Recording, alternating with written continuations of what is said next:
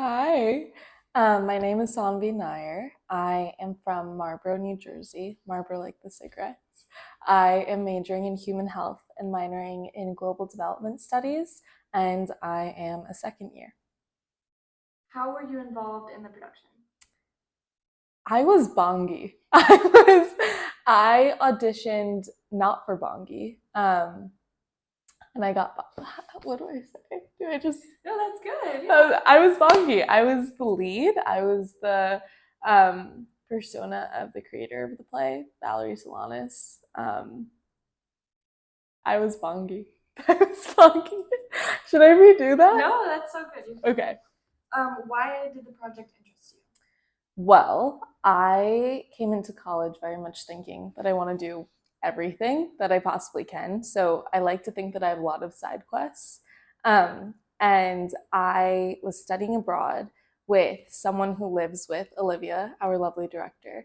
And she was telling me about Up Your Ass. And I had heard about Olivia through the grapevine. I was very much familiar with people who were involved in the production. Um, and it was also a feminist production. So I learned about Solanas in my spring semester class, Intro to Sexualities. And I was like, I've always wanted to do theater. I think that this is a feminist production and therefore it's kind of perfect for my interests. I try and do a women's studies class every semester. And I basically took her up on it, looked through the Instagram, booked an interview, and the rest is history. What did you think about your character? Well, when I first got the cast list, I no clue who Bungie was. And so I called to my friends and I was like, oh my God, I got a part. Not the part that I auditioned for. And they all came to my bed and we looked up the play on Wikipedia. And my sweet mate, Sahana, she was reading about it and she was like, Zombie, you're the lead. And I was like, what do you mean I'm the lead? And so I very much hyperfixated on Boggy because I was like, what did Olivia do in giving me this? And I thought that she was an enigma. I thought that I wasn't very qualified to play her because she is just, and because the play hasn't been very performed at all, she is very, very, very eccentric. She is very much a character. She is a prostitute. There are historical debates about her sexuality. She is incredibly mean and rude, and also the way I interpreted it, masculine. And so she very much moves through the world in a way where I've never really moved through the world. And she is also this brainchild of Solanas more so than any other character. So I really admire and respect her. If I met her on the street in the 60s, I would not even be looking towards her direction. So it was very much like when I got on the stage and I played her and I was practicing lines, it was very much method acting in the way where I inhabited someone that I've really never met a real life version of. Um, and I really haven't processed the fact that I played that character. There were discussions about you depicting a queer character on stage. Would you like to share anything about that?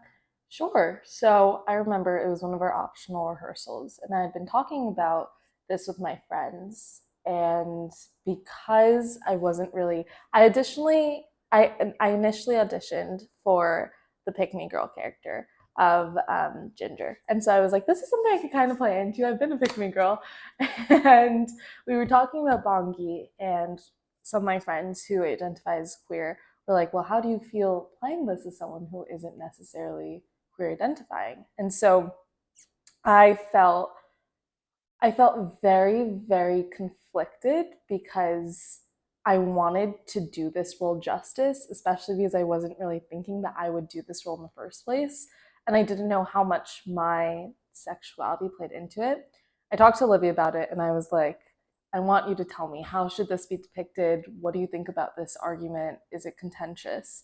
And she was like, well, one, who says you're not queer? And so that was a really, really, really big guiding discussion throughout the whole play for me. I remember actually after opening night, I'd gone to dinner with two of my friends, and we talked about queerness as like this radical idea extending beyond sexuality and being how you move through the world and the information that you consume and the friends that you surround yourself with. And so that was really important for the conversation. But when we also talked about queerness in the way where it is sexuality, Olivia and I were talking a lot about how Bongi, being the brainchild of Solanas, is not someone to like. And Solanas, being who she was not someone to like. And she would have had a problem with probably everything that we did in the play. And so Olivia, who has studied this play and just executed it brilliantly, in my personal opinion, she was like, you are not doing anything injustice because we have creative freedom in how we're expressing queerness. And also, there was no overt expression that Bongi moved through the world as queer. On one hand, she was a prostitute who engaged with a lot of men. On another hand, she had ideas of queerness and how she engaged with women, hitting on women, but she saw everyone as less than herself. And so I think following up on the idea that this role was something that we had artistic freedom in, and there also wasn't an expectation that was set, really allowed me to prevent the initial inhibitions I had about perfect representation. Did your ideas about Solanas change before and after working on the project? I didn't realize how problematic Solanas was. I kind of read the SCUM manifesto in the spring of my freshman year and looked into her, and I was like, oh, I love her. I want to be her, radical, da da da da da. And she was all of that. But reading the play and especially seeing the fact that we made it funny and people reacted with humor, I thought a lot about how this play would have been perceived during the time. And not only was she radical, but she was made radical because she was so unlikable. And I think that that's really interesting when we talk about like a history of feminism and queer movements, because unlikability was already assigned by advocating for certain issues that weren't even brought up as issues during certain times. I have a lot of respect for her because she really, really fell into this trope of unlikability. She very much fell into this trope of being crazy. And I don't assign that word to people, but textbook, it pretty much works out.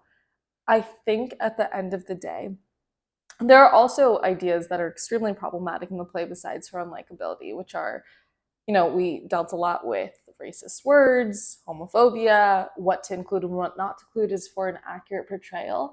But I think that at the end of the day, there is enough respect that can be given in the work and the way that her work was very much not brought to light until very recently, alongside the fact that she was a very problematic and mean person and also very much mentally ill. And so I think those two things can be considered as not mutually exclusive, and the separation from the art and the artist, and also the realization that while this play is being performed now, we have the liberty to do so, and she didn't. I don't know if that necessarily answered the question, but I think with anyone who is an activist and anyone who has made social leaps while also having a problematic character, a lot of nuance is required. And I just feel very, very lucky that beyond all of this, I got to be part of this production and her brainchild. Do you think the play is still relevant? Why? Oh my God, do I think the play is still relevant? Not only do I think it's still relevant, I think it's still revolutionary. And I think we see, for example, take a classic feminist text like The Feminine Mystique by Betty Friedan. Something like that is not as relevant now because it's laid such a groundwork, where something like this is so radical because even now there were radical reactions to the play. It was very much contentious. And a lot of the things that were being said, a lot of the things that were being shown on stage have not been shown or said. And I think that, again, going back to Solanas as a character and as a director and as a writer, she was so ahead of her time because she moved through this world with an extreme hatred and an extreme pessimism for everyone and everything around her. But I think what we take most from the play is that the stereotypes that she came up with, whether it is prostitutes or catcallers or Bongi herself, are all extremely applicable to today and are extremely applicable to before the play was written. And so these stereotypes at the core are people who have always and will always exist because they revolve around patriarchy, and evolving ideals of feminism and how queer women, just any really marginalized stereotype moves throughout the world. And so I think in providing really, really funny caricatures of these foundational stereotypes. And the fact that the play just hasn't been put on and we did something really historical and really revolutionary, she will always be more than relevant. She will always be revolutionary. Awesome. Is there anything else you'd like to add?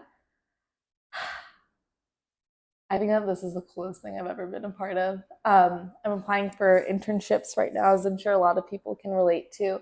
And it's not necessarily something I can be like, oh, guess what I did? This actually relates to global health. But this sort of side quest, it made me see feminism in a different light. It made me see theory in a different light. I have never really worked with a group of people that I respect and admire more.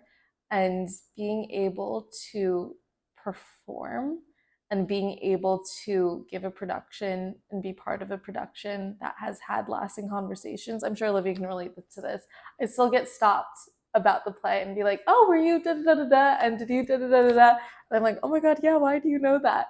To be part of something like that, even though it was a very insular community, even though it wasn't, we didn't really get much support from the administration or from certain departments.